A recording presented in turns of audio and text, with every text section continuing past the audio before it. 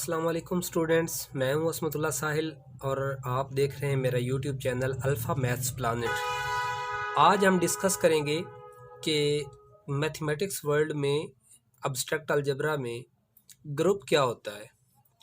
Group की definition हम यूं करेंगे, a non empty set G is called group under static operation if G is closed under static operation, if G has associative law under steric operation, if G has identity element under steric operation, and if every element of G has its inverse also in G under steric operation।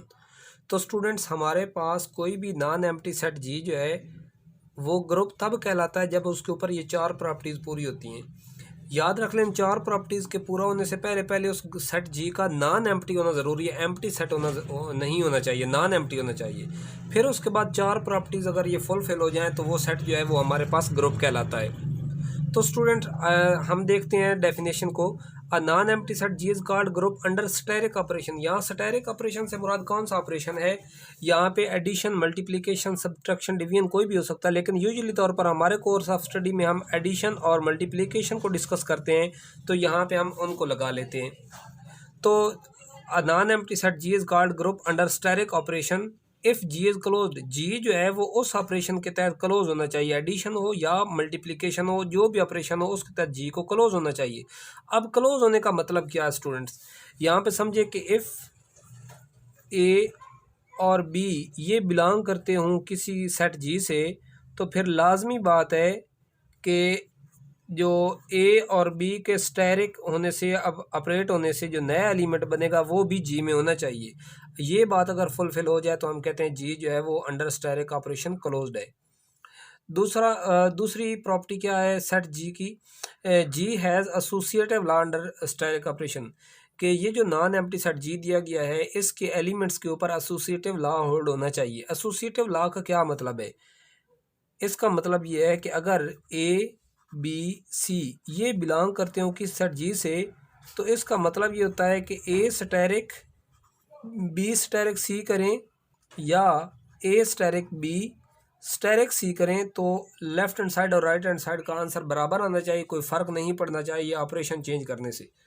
तो हमारे यहाँ पता चला कि जी के अंदर associative law भी hold होना चाहिए।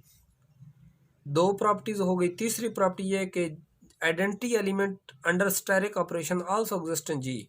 स्टूडेंट्स, आइडेंटिटी एलिमेंट दो तरह के होते हैं। अंडर एडिशन जो है आइडेंटिटी एलिमेंट जो होता है वो ज़ीरो होता है, क्योंकि ज़ीरो एक ऐसा नंबर है जिसको किसी भी नंबर में ऐड करें तो किसी दूसरे नंबर पर कोई फ़र्क नहीं पड़ता, लिहाजा ज़ीरो आइडेंटिटी एलिमेंट है अंडर एडिशन।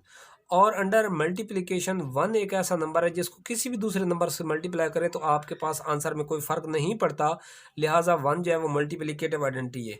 स्टूडेंट्स, यहाँ पे बात समझने की ये है कि अगर ग्रुप आपका अंडर एडिशन हो तो यहाँ पे वन बिलोंग करना चाहिए आइडेंटिटी के तौर पर जी में। ज़ीरो, अगर अंडर एडिशन आपका ग्रुप हो तो ज़ीरो जो है वो बिलोंग करना चाहिए अंडर एडिशन के लिए। और अगर आपका ग्रुप अंडर मल्टीप्लिकेशन है तो अंडर मल्टीप्लिकेशन आइडेंटिटी एलिमेंट जो वन होता है वन बिलोंग करना चाहिए जी से। तो मैं ज़ीरो और वन के बजाय जनरली आइडेंटिटी को हम ई से रिप्रेजेंट करते हैं, ई बिलोंग टू जी। चौथी प्रॉपर्टी जो है वो स्टूडेंट्स ये होनी चाहिए कि जी के अंदर मौजूद हर एलिमेंट जो है उसका इन्वर्स भी जी में होनी चाहिए। यानी इफ़ ए बिलोंग करता हो जी से तो फिर उस ए का इन्वर्स जो है उस ऑपरेशन के तहत वो भी जी में होना चाहिए। अगर ये चार प्रॉपर्टीज़ फुलफिल हो जाए तो हम कहते हैं कि हमारे पास जो सेट जी है वो एक ग्रुप बन चुका है। तो स्टूडेंट्स, यहाँ पे एक और बात तवज्जो तलब है कि जब इस नॉन एम्प्टी सेट जी पर पहली प्रॉपर्टी सेटिस्फाई हुई थी, जब जी क्लोज्ड हो चुका था, तो अब सेट के अंदर एक नई प्रॉपर्टी शामिल हो चुकी थी। तो अब इस सेट का नाम सिर्फ सेट नहीं रहना था बल्कि एक नया नाम आ जाना था। कोई भी सेट जी जो अब क्लोज्ड होता है तो उस सेट जी का नाम रख दिया जाता है ग्रुपाइड। ग्रुपाइड ग्रुपाइड एक ऐसा सेट होता है जो जिसके अंदर क्लोजर प्रॉपर्टी होल्ड होती है। और उसके बाद अगर एसोसिएटिव लॉ वाली दूसरी प्रॉपर्टी जो है एसोसिएटिव लॉ वाली, वो उसमें देखें, अगर ग्रुप के अंदर एसोसिएटिव लॉ भी होल्ड कर जाए तो हम कहते हैं कि ये जो सेट जी है ये अब सेमी ग्रुप बन चुका है।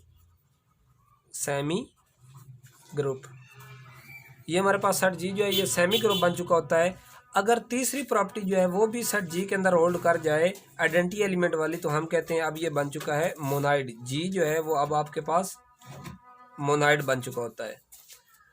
चौथी प्रॉपर्टी स्टूडेंट्स देखें कि अगर हमारे पास कोई सेट जी जो है उसके अंदर ये तीनों प्रॉपर्टीज़ ग्रुपाइड वाली भी हो जाए, सेमी ग्रुप भी हो जाए, मोनाइड भी हो जाए, और अगर उसके अंदर मौजूद हर एलिमेंट का इन्वर्स भी उसी में मौजूद हो, तो इसका मतलब ये होता है कि वो जी जो है वो ग्रुप बन चुका होता है। जी क्या बन चुका होता है? ग्रुप। अब यहाँ पे ये याद रखना है कि ज़रूरी नहीं है, ऐसा नहीं कहना कि अगर किसी ग्रुप के अंदर मौजूद हर एलिमेंट का इन्वर्स उसमें मौजूद हो तो वो ग्रुप ही बन जाता है कोई सेट।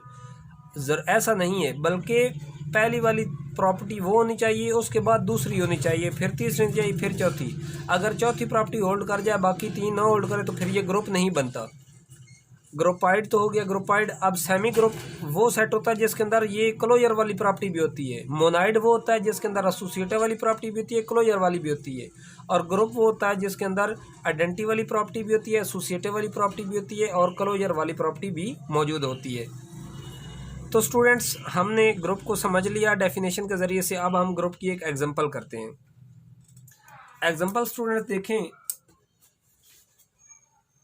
कि show that G is equal to 1 omega omega square. ये एक ग्रुप है अंडर मल्टीप्लिकेशन, ये हमने शो करना है। हम इसके लिए पहली प्रॉपर्टी क्लोजर प्रॉपर्टी सेटिस्फाई करवाएंगे, G1। स्टूडेंट्स क्लोजर प्रॉपर्टी के लिए छोटे जो सेट्स होते हैं इस तरह के, इनके लिए कैले टेबल हम बनाते होते हैं। कैले टेबल हमने बनाया 1 omega omega square, 1 omega omega square.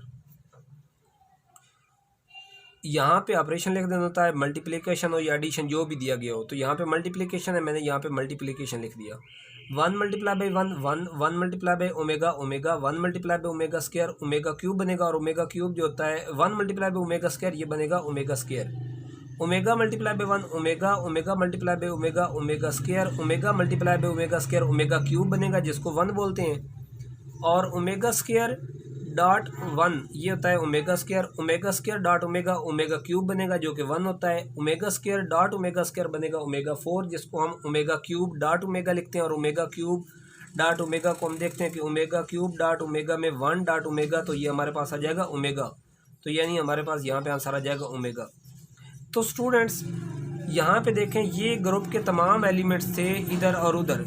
इन तमाम एलिमेंट्स में से हर एलिमेंट को हर दूसरे चौथे एलिमेंट सब के साथ मल्टीप्लाई किया, तो ये हमारे पास आउटपुट हमें हासिल हुई है ये वाली।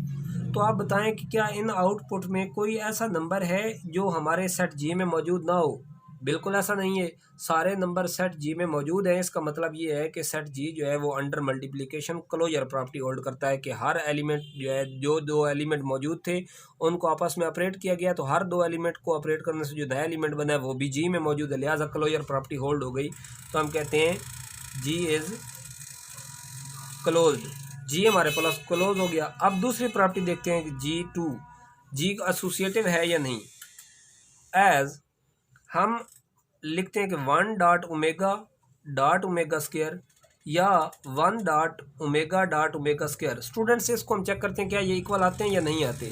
ये पहले ब्रैकेट्स को सॉल्व किया जाता है। Omega dot omega square is equal to 1 dot omega cube, ये बनेगा ओमेगा क्यूब, ये बनेगा ओमेगा क्यूब, यानी 1 इज इक्वल टू 1। तो left hand side is equal to right hand side आ चुकी है। इसका मतलब ये हुआ कि G2 जो है G hold associative law, G has associative law. तो जी के अंदर तीन प्रॉपर्टी सेटिस्फाई हो गई।